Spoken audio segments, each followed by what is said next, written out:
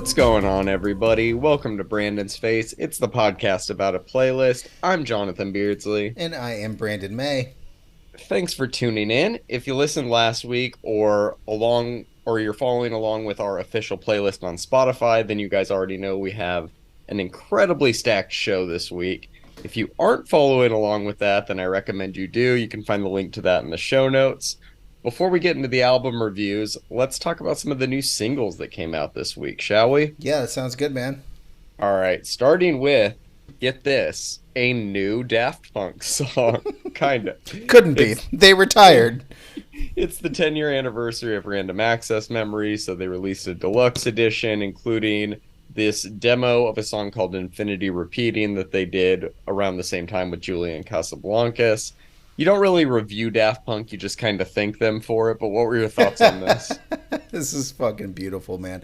Julian Casablancas and Daft Punk are just a match made in electronic heaven, man. His voice just sounds incredible over the percussion and the drums on this track. I really, really enjoyed this.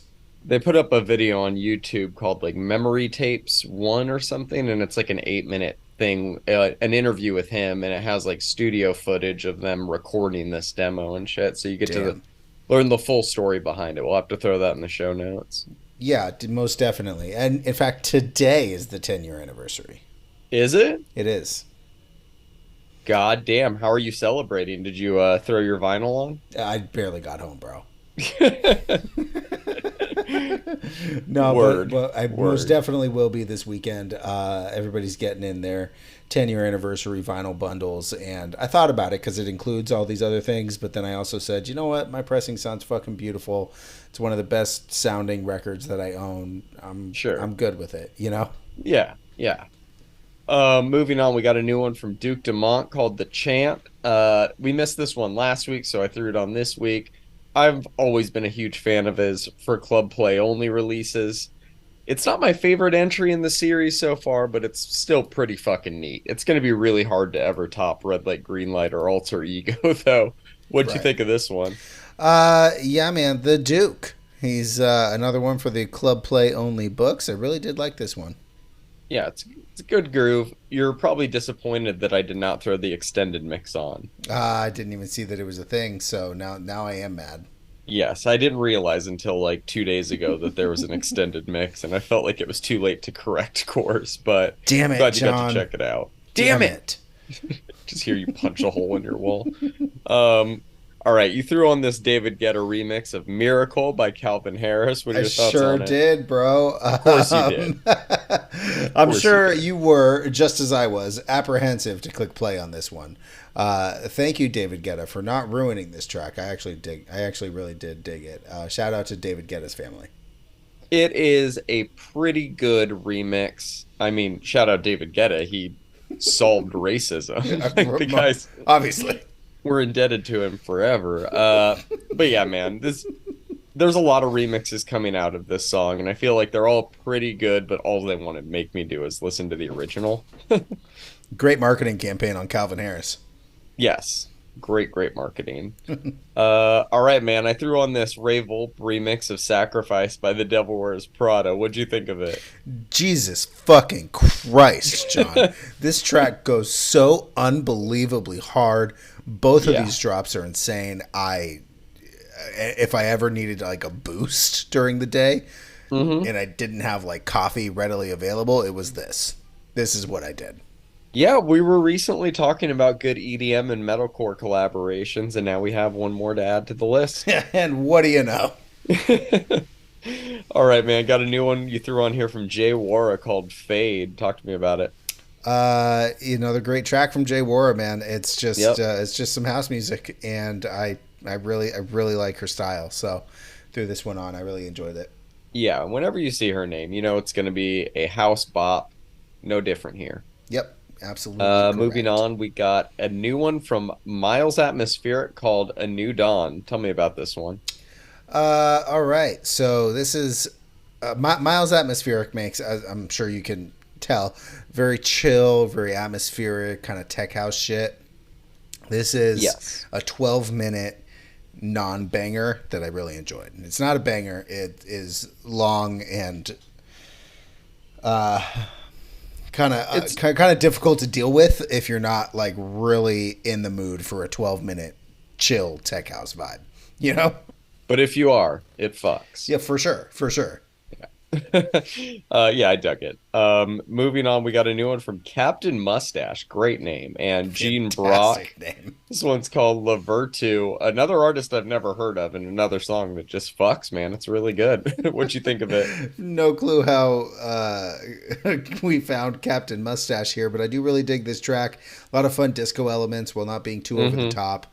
A few remixes have dropped since. Yeah, I really like this one. In fact, I had a coworker walk in while I was bumping this on one of the big kind of PA speakers we have, and Sure. she was like, "Who is this?" I was like, "It's Captain Mustache." She was like, "That's ridiculous. I'm gonna go listen immediately." I love being asked who I'm listening to when it's the most obnoxiously named artist possible. It's great. Oh, man. King Gizzard and the Lizard Wizard. I'm sorry. Oh What did you man. just say? I throw that on at work quite often. All right, we got a new one from Ruben Karapetian called Nostalgic Recall. It's pretty minimal, but there's nothing about it I didn't enjoy. What about you? Yeah, man, this dude's output has been great since we started covering him. More minimal than what we're used to from him, but I really did like this track, man. It's good. It is good. I did as well. Let's move on to a track that is not good, and that is Marshmello and Brent Faiyaz called Fell in Love. This one just it sucks. We can just go ahead and say it, but it actually came out like a week ago, and I made the mistake of clicking play on it on my release radar, and I was like, I'm not going to be the only one to suffer through this. But you know what? I don't think I've ever seen Brent do an obvious cash grab like this, so good for him. I hope it works out. You What'd you know, think of it? for what it's worth, I think he sounds fine. Sure, sure. The song itself is, God, it's so annoying, man. I'm Yeah, not a fan of Marshmallow. Never have been. Probably never will be. It's just one of those things, you know. I'm glad for people who I'm like with him. you. Yeah, I'm with you. All right, man. We got a new one from Georgia Smith called Little Things. Was not expecting a new Georgia Smith song to drop, but I absolutely loved it. New information about her album still has not come out though, but it seems like we're headed towards that. What did you think about this kind of reggae infused R&B track? Dude, Georgia has this voice that is just next level. She makes it work for like whatever sound she wants, and Hmm. this is clearly no exception. This is awesome, man. I really enjoyed this one. Yeah, I am very much looking forward to whatever she's working up to releasing. We got a new one from Janelle Monáe called Lipstick Lover. The rollout for this track is getting a lot of attention online since she decided to go tits out for it. Her words, not mine. But judging this one on the music alone, I thought it was pretty good. I liked her last album. I'm really looking forward to hearing this new one in full. She's one of the only like true dual threats in the industry when it comes to singing and acting, and I can easily see her getting as much critical acclaim for her new album as she did for Glass Onion last year. What did you think of this one? Yeah, she was great in Glass Onion. That's a good She was movie. fantastic in it. Yeah, man, she's got a fucking voice. This production is incredible. That bass line is just it kept me coming back.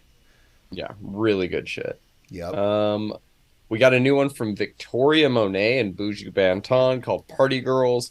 Thought this one was really good, especially for a down-tempo dance hall track, which usually is not my favorite, but after giving us Smoke with Lucky Day earlier this year, she can do whatever the hell she wants. What'd you think of this one? R&B means reggae and blues on this one, man. Love the vibes, the bass line, Yes. and the energy that's created while still being a relatively chill track. Reggae and R&B go very well together. This They is a good sure example. do. We got a new one from Kiana Lede called Deeper. I am fucking swimming in all of the great R&B we're getting this year, Yeah, this man. week. And my list of album of the year contenders in the genre is already at like 9, and we'll be adding another one to that list when her new album Grudges drops on June 16th. Yep, I'm sure we Uh, will. yes, this one's great though, man. She's 3 for 3 with the singles. That last one with Ella May is still in my daily rotation, and this is a very solid follow-up. What'd you think of it? My notes say 3 for 3. Yep, that's what she does.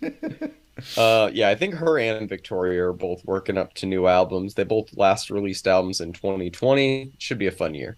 Yeah, yeah. I really like this one. Moving on, we got a new one from Mario and Sabrina Claudio called Like Her Too.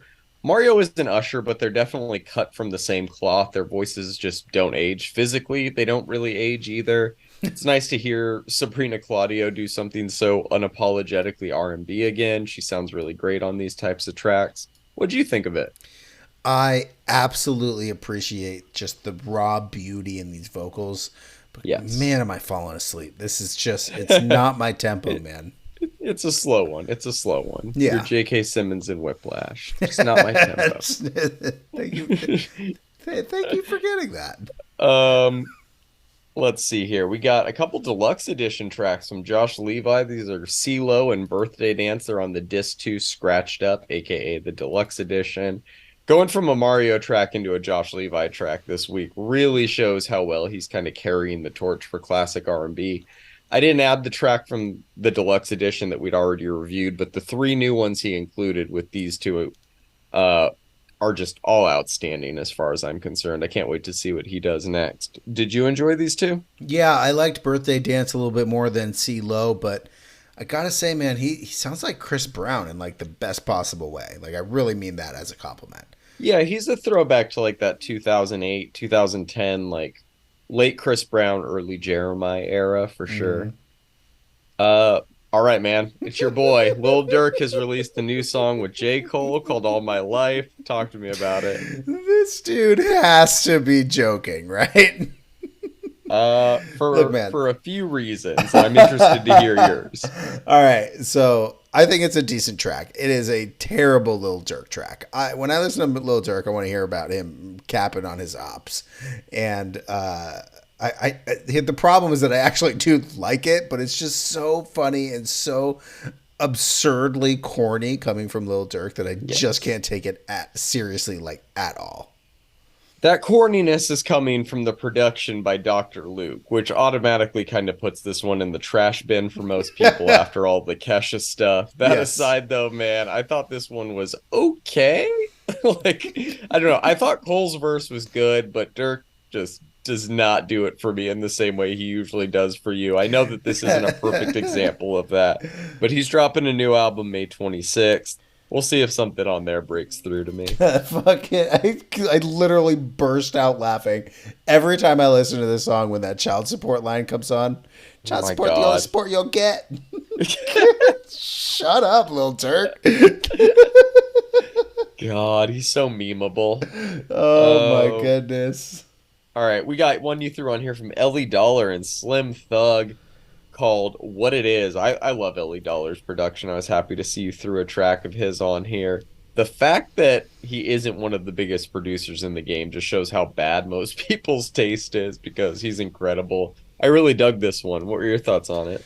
Everything from from the spokes on the album cover to his vapes Yep. to Slim Thug's verse to Ellie Dollar's production. This is fucking great, man. Yeah, really good shit. We don't hear from him nearly enough. We sure don't. I saw it pop up and I was like, "Yep, we're doing that." Definitely. I'm sure you did that with this next track too, which is Portugal the Man, Black Thought, and Natalia Lufasad called Thunderdome WTA. Talk to me about this one. My notes are one, two, three, four words, and it is I am so confused.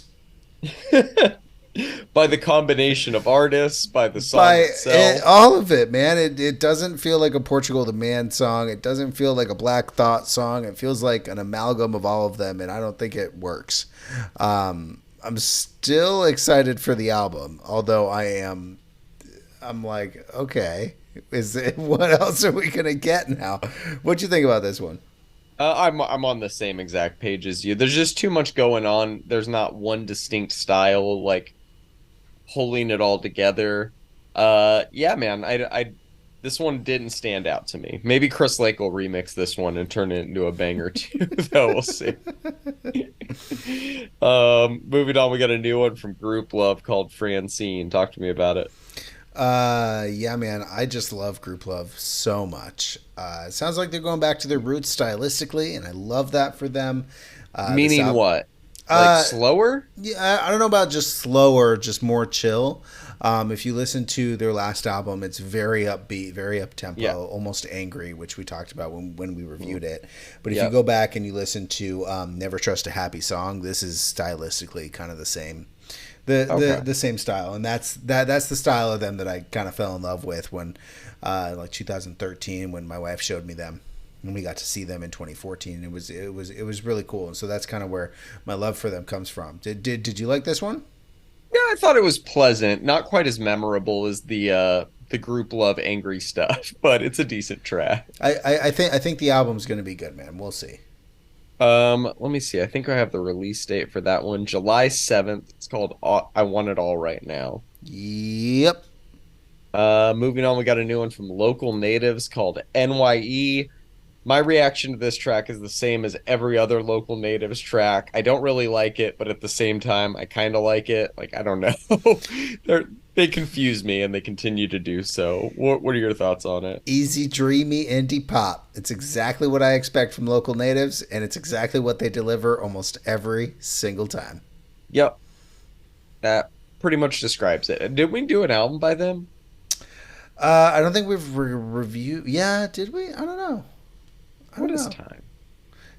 Time doesn't exist. No, I don't. They Don't get haven't me started released on one. time. They haven't released one since 2019, so no, we haven't. We've definitely reviewed a lot of their singles, though. Yes. All right, moving on. We got one you threw on here from a group called Parish called Daydreaming. Talk to me about this one. I really like this song, man. I don't know where I found Parish, but I'm glad that I did. It's got this kind of shoegazy grunge feel to it, and I really like that. I'm a sucker for some shoegaze genre crossovers nowadays. Yeah, dude, they're good. I wish more like modern alternative rock bands sounded like this. Yeah, they're like not unpopular. I think they have like 300,000 monthlies on Spotify or something like that, which is awesome. I'm glad that there's at least a subset of people that are tapping into the new music that is like Oh, this. for sure. Yeah, yeah, same. Moving on, we got a new one from Queens of the Stone Age and called Emotion Sickness. In terms of it being a lead single, it didn't immediately grab me the way you used to did the first time I heard it, Right. but it's still a hell of a track to kick off a new album rollout with, and I'm happy we finally have a date to look forward to, which is June 16th. Are you excited for it? Yeah, actually, I am. And again, this is exactly how an album rollout should be. Here's a single. Our album's out next month. Um, I just got to say, man, Phoebe Bridgers did it first. She has a line in one of her songs called Emotional Motion Sickness. So, I don't know, Got it. man. But I am getting really, really heavy 70s vibes from this one, especially on the chorus. It is indeed a Queens of the Stone Age song. You can tell by the way it is. I'm always glad we're getting new music from them. I was lucky enough to see them in 2018, maybe 17, one of those. And it was a hell of a show, man. It was a hell of a show. Do you think anyone in the group actually listens to Phoebe Bridgers? I no, most definitely not. Most definitely not. Probably not. No. All right. Josh Homme, I take Josh Homme as the guy that only listens to his own music. Yeah, For for sure. Like, For sure. On the way to and from the studio. right, exactly. We got a new one from Avenged Sevenfold called We Love You. We have arrived at my least favorite song of the week. This Oh, one come fucking on. blows. No, man, it just fine. Marshmallow and Brent Pie is probably my least favorite. This one's down there though. I am just not into A7X or whatever their abbreviation used to be or is. You're into this one? All right, so my notes are this one's a bit weird. After a couple of listens, though, I actually got to thinking that it's actually pretty cool. They're experimenting with sounds that I've never heard them experiment with. It's like super proggy in that it completely changes almost, every, 24 bars or whatever. And it's really out there for them. This track, I think, is way better than their last one because it actually has dynamics and it's not just the same thing over and over again. I'll agree to that. No, I wouldn't say that I'm actively looking forward to whatever they put out as their next full project, but yeah, this one has me curious for whatever it is at the very least. Okay, all right, that's a fair assessment. I'm a hater, you know that. I know. Everybody needs a hater in their bro. You're mine. Exactly. We got a new one from Clear Fight called Shape Up. We haven't reviewed a lot of their music, but what we have has all been great. I hope we get a full-length album to review at some point this year. You enjoying this one? Oh yeah, love this song. Extremely anthemic. Yeah, good stuff. Moving on, we got another one from WSTR called Until Then. You've really been digging them. You enjoying this track? Man, this band just continues to deliver at like the highest level. The exact amount of pop to punk ratio I like in my pop punk, and it just continues to just dominate. Dominate on any other week. This song probably would have dominated my listening, but it did not this week. But I did keep coming back to this one. We'll get there. Yeah. I don't know if the Zoomies Couch Tour is still a thing. I don't think it is. But if it is, then I can't think of a better headliner than these guys. They personify everything about early 2000s pop punk, but do it with a lot of late 90s pop punk influence. Old heads like you and I just love this shit. Oh, yeah. I eat this shit up, man. It's great. It's great music. It really is. Agree. Moving on, we got a new one from True Divine called Love in Void. Talk to me about this one. Alrighty, so I absolutely love the synth work on this one. I found this band on the metalcore subreddit's kind of community thread. Every week, the mods will post, like, hey, if you're in a band, share your shit. And I listen to every single one of the bands that do it, because honestly, man, I mean, yeah, I there's some great music out here, and this is no exception to me, man. I'm glad I'm. Look, man, I think that I really like this. I really like the synth work. It's very bleeding through to me, and I really, really like that. Yeah, dude, it's a great track all around. The dude's low scream will definitely put some hair on your chest. My only knock on it is just that it's a little too short. Yeah, about 2.5 minutes or something like that. Yeah, I wanted more, but I agree. The synth work was good. I enjoyed everything about it. Look forward to hearing more, for sure. Yeah. Capping off this week's singles, we got a new one from Creeping Death called The Common Breed. You enjoying this one? Heavy Texas death metal, my man. Love these riffs. They remind me of like Stop at Nothing era Dying Fetus. Yeah. I think anyone who's ever listened to us knows that I'm not the guy to listen to for death metal recommendations, but I would recommend this group to people looking for newer death metal bands to listen to in terms of like up and coming. They're not doing anything death metal fans haven't heard before in some way, shape, or form, but what they're doing is working for sure. Yep, I agree to that. I like that. All right, let's move on to this week's EPs. We got a new one from 12th Planet called the Commencement EP. Jesus Christ, man. This one was unexpected, but it was fucking awesome. I haven't heard 12th Planet in like 10 years, and I had a great time diving back in. His style has not changed very much, and I wouldn't have it any other way. Dubstep kind of became a joke after the Key and Peele sketch, but when you hear it at its best, like we get on tracks like Next Shot, you have to nod along, man, even if it causes some involuntary nosebleeds. You enjoying this one? Yeah, man. I saw it pop up, and I've been a following. I wouldn't say like a giant fan of 12th Planet, but I've been following 12th Planet since he was huge back in the early dubstep days. And I threw this on because it's been a while since we've had some like real bass music on here, and more than just like a single or two. And I really do like this one, man. It seems like bass music is still thriving in its own little community. I heard somebody said at one point you either become a bass head or a house head, and I very clearly am way more on the house and techno side of things as far as my own personal tastes go. But I still enjoy a little dubstep every now and then. I see that there's a lot of like blending happening here. Like even on the first track, Commencement, we get like hyper pop influence on that bass. And I actually saw Lost Lands drop their lineup. There's a lot of drum and bass on there. I anticipate some interesting collaborations over the next few years to try to keep bass music fresh. If you looked at dubstep's popularity on a graph, it would be just a constant wave. So I think we're on a downward swing, but I think that some drum and bass collaborations could bring that on an upward. You know what I'm saying? I want to see a graph of bro step. Let's see what that one looks like. Fun fact, I actually stopped listening to dubstep after Recess came out, and I was like, you know what, I'm fucking done with this, because I really, really didn't like that album. I think Skrillex was done with it too at that point. All right, man. Let's move on to our obligatory minimal techno release of the week. It is James Ruskin's From the Ashes. Talk to me about this one. Heavy ass techno, man. Just how I like it. Out on Token Records, this is a great example of proper techno. I dig it. What did you think?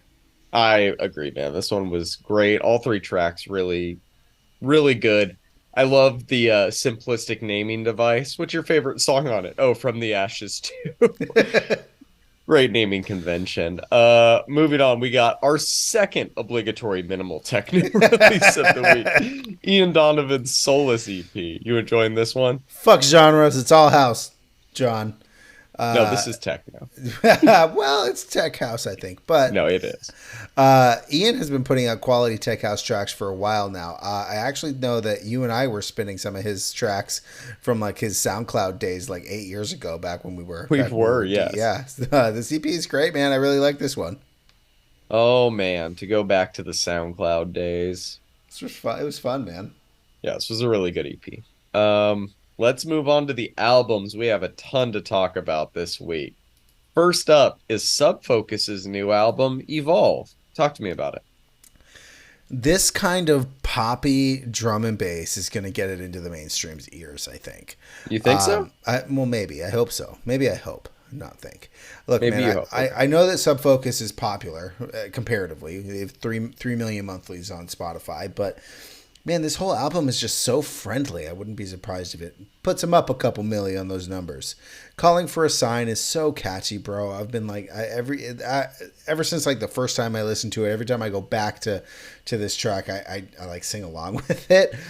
Fine Day obviously is infectious as fuck, like we covered when it came out. Secrets, the track has this like Lane 8 meets Bicep vibe, and oh my god, I fucking love that shit. This whole album is really neat. I think it fits perfectly well into his pretty vast at this point discography. I'm gonna give this one a 7. My standout is Secrets. Interesting, man. Poppy drum and bass. I hope this gets it through. I think that it has potential in some levels to do really well on streaming, but we'll see. I personally, I'm not in the mood to listen to drum and bass heavy projects very often, but the few times this week this album just delivered every single time. We reviewed a couple of these tracks as singles and had an idea of what to expect going in, but it was nice to discover that most of the album cuts were on par with the singles in terms of quality. Right. I'm also giving this one a 7, man, but my standouts are completely different. I have Ready to Fly and I Found You as mine. Overcome being kind of a late one that's been growing on me, and obviously Calling for a Sign was a great single. But beyond this album, noticing Hala on I Found You, I think the only 3 songs I've heard from Hala is Escape, the first K5 single, Where Are You, the John Summit single from earlier this year, and now this. That's a hell of a fucking resume for the last 2 years, man. She's killing it as an EDM vocalist. We got to keep an eye on her for sure. Honestly, bro, like she does a really good job, and I have a feeling she's very easy to work with because she's probably just a natural talent. So, yeah, her and Alison Goldfrapp are up there as my favorites right now. Oh, we're gonna talk about some Goldfrapp. Oh, we're gonna talk about that. Let's talk about this LP Giobbi album first, Light Places. This one blew me the fuck away and stood out above the rest of the albums this week in one of the most stacked release weeks we've had since doing this podcast. Yep. The singles for this album were incredible, but really don't do it justice, man. Hearing all of these tracks in context makes everything click. You can hear how much time and effort was put into every second of this album. It's attention grabbing without being flashy. It's fun without being cheesy or over the top. Every big moment on this album is crafted with a lot of subtlety and nuance, and every subsequent listen I gave it unveiled something that I didn't notice before. I couldn't be more impressed with this one. I'm feeling like strong 8, maybe a light 9 on this one. My standouts are All I Need and All in a Dream because LPG Giobbi and DJ Tennis on the same track is still just mind fucking blowing to me. How are you enjoying this one, man? Are you enjoying it quite as much as I am? Oh boy. John, this is a gorgeous album. Beautiful. It's really top-notch work here from LP Giobbi. It's really wild that this is like a debut album, as it's really phenomenal. The voicemail from, I presume, her mother or grandmother is adorable. She really takes her time. She starts out slow and really took me on a journey. Soft 4/4 beats with like an excellent percussion section just takes us all the way through to Georgia. Holy shit, man. The textures, the bass lines, all interpolated and juxtaposed against each other. Sublime is the only word that came to my mind. The vibes here are just immaculate. Moving through, we get to Feels Just Like It, which has like this Plasma Pool Records vibe to it. I don't know if you ever listened to Miles Dyson, but he used to play with all these sounds with like the pitched and filtered string kind of disco that I love how Body Breathes. She really messes with like the paradigms of house. I don't know if you noticed this, but she changed the hi-hat to like from every half beat to like every 8 half beats and then skipping one or two and then returning to it. It really adds to the atmosphere of it all, which there is plenty atmosphere here. The sultry guitar work, obviously, on All in a Dream are just lovely. I loved all of this record. I will be returning to it often, probably every Sunday morning, if we're being honest. Like you texted me on Sunday, Sunday mornings are for LP Giobbi. You were not wrong. It's perfect. Yeah, man. My standout is Georgia, just because of how experimental it is. Interesting. But I really can't pick like a favorite track. I'm giving it a solid 9 for me. There's no ifs, ands, or buts about that. This is a beautiful, fantastic record, and I will be enjoying this one for probably a very long time.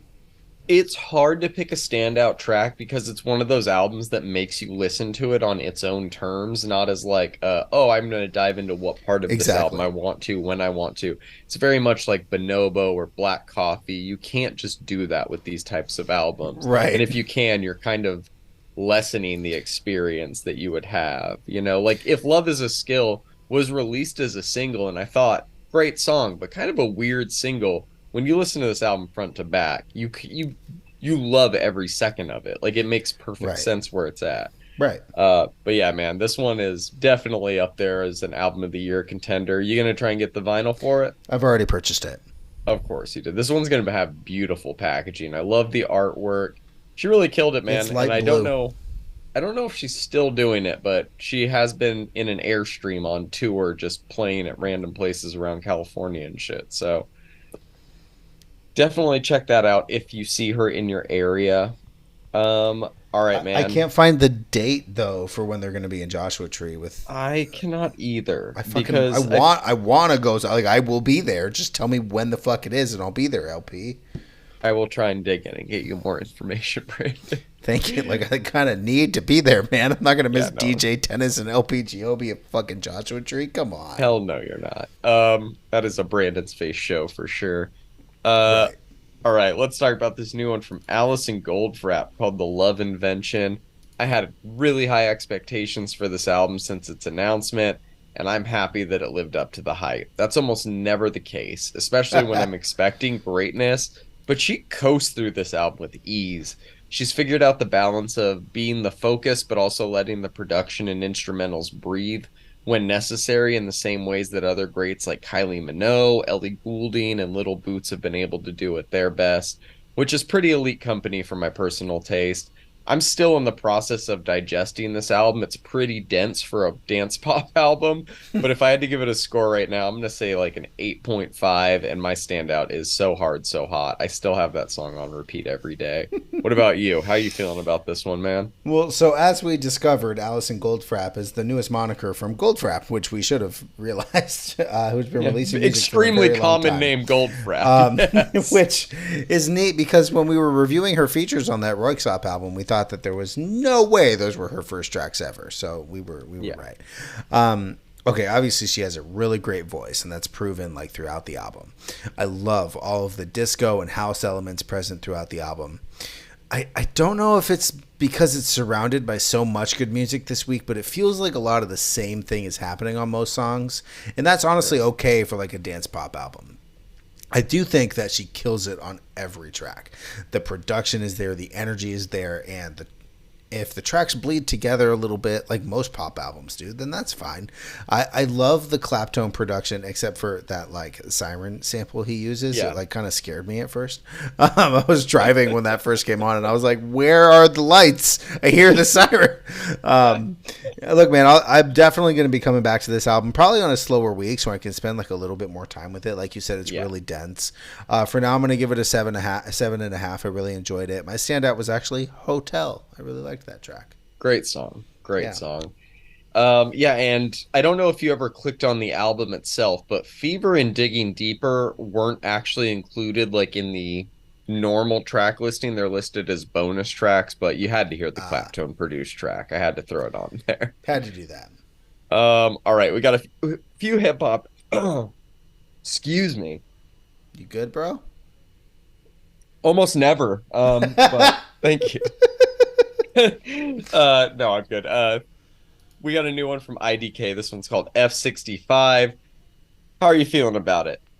Oh, I'm going first on the. Oh, on you're the going first on this one, yeah. Okay. I had no idea he was dropping something. When you added No, this, we reviewed that EP of his last year, but I don't think anything since. Yeah, that was the K Tronada produced one, right? Yes, yeah. I was feeling a little weird on that, but I think that's mainly because I'm not a huge fan of K Tronada's productions. Please don't come after me. We'll get into that next week. It might work better there. When you added this, I was pretty intrigued. So this is supposed to be like a jazz rap record centered around racing, Formula One. I don't know, but what I do know is that I love the actual jazz on this record. A lot of rappers have done like the jazzy beats thing, but I think this record using like actual jazz throughout is really fucking neat. Mm-hmm. I feel like with IDK, his lyricism is like a spectrum with a metronome, right? There's two extremes on both ends, and a metronome constantly rocking back and forth between super insightful and like excellent all the way back to like corny and like way too corny. I liked the lyrics and delivery more than I didn't, though. As our fans of our podcast, of all 12 of you, may or may not know, I'm a big fan of racing. I don't watch much Formula One, but I do watch IMSA every year. And so it was pretty cool to get a surprise to me album that was going to, at the very least, heavily revolve around racing thematically. Mm-hmm. This left me a little disappointed, to be completely honest, because he did start out strong with like the car sounds and references to racing, and then it feels like he like forgot what he was doing and like did like 10 tracks in the middle of the album before mentioning anything pertaining to racing. So cohesiveness isn't really there in the way that I would have wanted it to be on this project. That being said, though, I too have gone through a Bill Evans and Pinot Noir phase, so I feel you, IDK. I really liked this project and will probably be returning to it throughout the year. I wish it was more cohesive and like conceptually centered, but as a whole, I think it was good. I'm going to give it a 6.5. My standout was Elmina. Yeah, I don't think I'm far off from you, but I definitely enjoyed it a little more than you. I wanted to hear your opinion first on this one because of how much you're into racing. I wanted to hear if any of that translated to you. But I agree, despite the interludes when you get them, the cohesion isn't really there. He could have definitely trimmed a few songs, but let's just go with the positives, 22 songs isn't enough? Or is too much? Let's go with the positives, Brandon. Pit Stop, fucking banger. Like, yeah, for sure. So good. Dear God. That's why I listen to his projects. Because whenever a track like that comes on, I'm like, that's going to be one in my rotation forever. Pinot Noir, excellent track. Surprisingly really good collaboration with Rich the Kid on 850. Just textbook banger, but done so well. Yeah. Personally, I was kind of a fan of all the interludes, despite their nonsensical approach. I could see how really liked them too. I could see how others might not enjoy this stuff quite as much, but it's built into the whole aesthetic of the album. You should know what to expect going in. I never really know what to expect from an IDK project, but I know I'm usually going to have a good time, and that turned out to be the case here. I'm giving this one a 7. My standout is Pit Stop, obviously, which is also my song of the week. Could not stop listening to that one. Nice. All right. We got a new one from Deante Hitchcock called Once Upon a Time.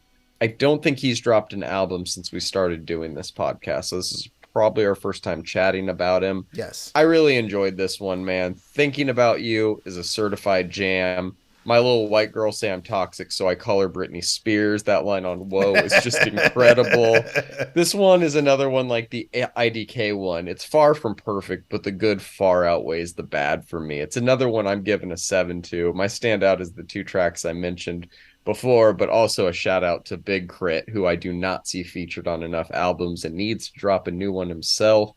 How are you feeling about this one? I'm very curious. Yeah, I didn't recognize his name, so I was like, have we covered any of his music? I don't think we have. No. So His last first one off, came like 2020. I almost texted you about it, but I kind of wanted to do it on air. The sample from Whoa is the same sample from Sicko Mode, right? I think that Whoa.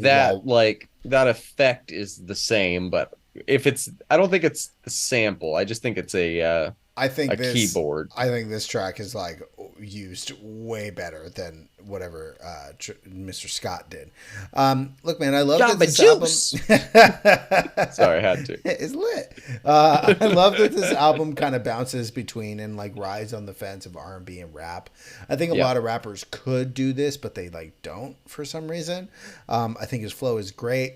I had a good time listening to this, man. Not sure if I'll be returning to it very often, but Whoa most definitely made my rotation. Just like Yes. Pit Stop made yours Yes. from that last album. So I'm going to give this one, same as the IDK album, actually, 6.5. My standout is it's Whoa.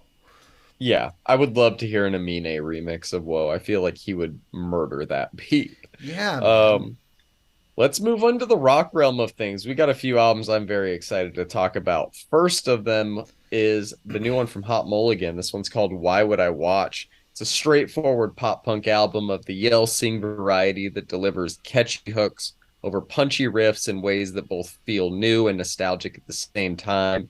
Never really tries to be something that it's not. And even though it gets a little slower than I'd personally like on tracks like This Song Is Called or Betty, there's more than enough energy elsewhere on the album to keep me thoroughly entertained throughout it. I'm giving this one a 7. My standout is Golf is On or And I Smoke with John the Rock Cena, Can You Smell What the Undertaker being the obvious best song title on the album and a great Yes. closer. What were your Yes. thoughts on this first full album of theirs that we're reviewing together? All right, man. Well, Hot Mulligan has proven that they are not only on the rise, but dominating the sound that fits very nicely between emo and pop punk. The perfect amount of angst and technical ability is being shown here, I think. Clocking in at 37 minutes, I think this is the perfect length for a pop punk album. The hooks, the Agree. anthems, the emotion that is presented is so clearly in the vocals, the lyrical ability and creative yet simple melodies all add up to something pretty fucking special, man. This song is called what it's called. What's it called? It has major Valencia vibes to me, and with that chorus and bridge towards the end, especially. Their sound is very polished at this point, and I think that's where the poppiness is coming from. It's like the mixing, or maybe they're just like getting better at it. I like the mix a lot, but I can see how it's like a tad different than some of their other albums. No Shoes in the Coffee Shop or Socks is a great demonstration of how pitch changes can like totally affect a track. I think that was pretty cool to hear. The twinkly kind of third wave emo riff on Christ Alive, My Toe Damn It Hurts is just sublime, man. Yep. Now, I listened to this a couple of times on Friday while I was distracted, but when I actively listened to it, I cried like a little fucking girl when Betty came on. Holy shit, bro. That song Oh, got that me. one got through to you. Okay. Oh man, it's gotten me every time after. Also, I just can't stop listening to it, which is weird for an acoustic song for me, as I usually don't like those coming from pop punk bands. We reviewed Newfound Glory's album earlier this year. Was that this year? Yeah, it was, which was bad. Especially with like off pitch whistling, man. Like I just don't normally like these tracks, but the lyrics got me, man. And if any band could do it, it's Hot Mulligan. Full body chills every time I hear this now. I love it, man. I really love this song. Hell I really yeah. love this album. I had so much fun with it, and I will continue to have a lot of fun with it for the remainder of the year. I'm giving it a 8.5, man. Standout is surprisingly Betty. Fuck yes, we have a contender. Yeah, man, I'm really enjoying this one. I've been throwing this one on after that Mom Jeans album from last year. Great Perfect. 1-2 punch. Perfect. Perfect. Also, the kids aren't talking about Valencia enough, you know? Straight up, bro. Que Sick sera, reference. sera. Let's go, guys. Your references are out of control. Everyone knows that. All right. I just Let's rewatched that movie. That shit's hilarious, bro. Dude, it's so good. It's Probably terrible. the probably the best like opening 20 minutes to a movie ever. Right? So good. All right, man. We have not one, but two new Acacia Strain albums to talk about. I want you to go first, and I want you to talk about them in whatever order or manner you feel is appropriate. We're going to talk about Failure Will Follow first, as this was the first one that I listened to. Sure. Okay. First of all, what the fuck? I try not to expect things of bands, and I find that pretty easy to do after all, but this album was unexpected as hell, man. We got a doom metal album from the deathcore legends, Yes. the Acacia Strain. I've been a fan of these guys for like over half of my life, and to say they never disappoint would be a true statement. I saw the album and saw it was only 3 tracks and thought, And then I saw it was only 39 minutes and I immediately got intrigued. Like maybe they did what Ulthar just did, like, you know, doing their thing, just elongated. This is not that. This is a No. fucking Doom masterpiece, bro. We've covered a couple of Doom albums since we started this podcast, and this is the best one we've covered so far. The album starts with the epic Pillar of Salt, featuring Dylan Walker and Iris.exe, but by the time the clean female vocals came in with that menacing riff in the background, I was already hooked. But by God, man, that track is fucking gorgeous. This track ends and then the riff starts. Bogwalker is my song of the week and maybe even the song of the fucking month, man. 17-minute long fucking banger of a Doom track. It has this bluesy riff that shouldn't work for Doom metal, but it does extremely well. Basin of Vows is another killer. Man, I'm going to be listening to this one for a long time. I loved this. 9.5 out of 10. Standout being Bogwalker. Standout of the fucking week being Bogwalker. Holy shit. Fucking love that. All right. Whew. Now step into the light and tell me what you think of that album. I almost wish I listened to Step Into the Light first, because to be completely honest, because Failure Will Follow definitely overshadowed this one for a second. But only for a second. Here we have classic Acacia Strain, deathcore laden with heavy chugs, insane drum grooves, breakdowns, Yes. and one of the best breakdown call-outs of all time, in my opinion. I Which don't know if one? you caught it on Sinkhole. It said, "Fuck you, Oh die yeah, of slow." course. Absolutely Yes. epic. Fucking China. Let's go. There's a ton to like about this record, and at just 23 minutes, it's an easy listen. I know I say that a lot about metal bands, but it is for me. They have consistently kept the hardcore in their deathcore for a long time, and I feel like it's really easy to like lose the hardcore sound in deathcore nowadays. A lot of bands just like, they're like, okay, we'll do a breakdown, but everything else is death metal. But the Acacia Strain manages to keep like the drum grooves and opening up pits and smashing that China cymbal on the half beats. I loved this album, albeit not as much as I liked Failure Will Follow. I'm going to give this one an 8. My standout was Sinkhole. I need to hear your Man, thoughts on both of these records.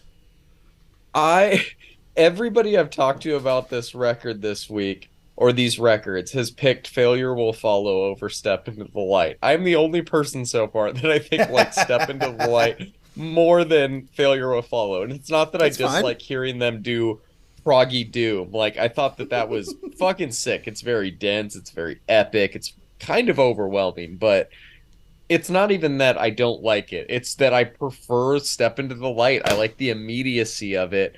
It's a little more my speed. It's straight to the point, full of some of the heaviest fucking breakdowns we've heard this decade so far. The singles were great, but fucking the opener, Flourishing, dear God. Hard. Like, I mean, that's essentially the title track because that is the Step Into the Right. Light lyrical breakdown. But fucking, like you said, Sinkhole, another just incredible one. Is this really happening? Another strong contender for my best song on it. I kept coming back to this album more than the other one. Maybe that's just because it's easier to throw on, and for some reason it's 10 songs and shorter than the album that they released. It's 3 songs. I don't know, man. Acacia Strain doing some King Gizzard shit this year was not on my bingo card. I'm fucking happy to be wrong, though. I don't know how to judge these separately. I can't really do it. I'm giving them both like a 7.5 together. My standout of all of them is Flourishing for That's sure. awesome, man. I kind of figured you would like. I kind of figured you would like that one a little better, anyways. And honestly, I never even thought to myself, well, why would he like it better? I just kind of figured it was more you, and that's cool, man. I thought the same thing with Failure Will Follow. I was like, man, I know Brandon's gonna fucking love this, even though it wasn't my favorite. But yeah. All right, let's cap this week off with this new one from Cattle Decapitation called Terracite. Been awaiting your thoughts on it. Please dive in. The time has come, John. Cattle Decapitation's 11th studio album is finally here. I Yep. know you're not as big of a fan as I am, but I really hope you enjoyed this No. one. It is definitely less gore grind and more death metal slash core this time around, and I think that's okay. Can you believe that some people in the world, or maybe just on the internet, consider that Cattle Decap have softened their sound since their inception? I find that I both don't hear it. I find that both true and hilarious, as they're still extremely heavy. This album shows off Travis's new goblin vocals that no doubt he's been wanting to do for a Is that while. the high thing? Yeah. Oh boy, okay. One thing on this album I It, did not like. I actually really, really enjoyed it. I know you It did. also shows off plenty of technical abilities from the rest of the band. The drumming is tight, it's fast, incredibly technical. The guitar work is exactly how you'd want it to be. The solos on this record are fantastic. Just on that first track opening up with Terrasitic Adaptation, that fucking solo that goes right into a fucking breakdown. Oh my Yup. God, John. And then honestly, man, we get just massive riffs throughout the entire project. We get the obvious impending doom that humans are just a scourge to the earth. We are. And Yes. they close with a 10-minute track. Fucking Yep. might as well send me up to heaven right now, brother. I'm good. Like What are you giving this one? I'm gonna give this one an 8, man. I really enjoyed it. I have to say I think We Eat Our Young is my favorite. Of course, because that is exactly the type of thing you're into.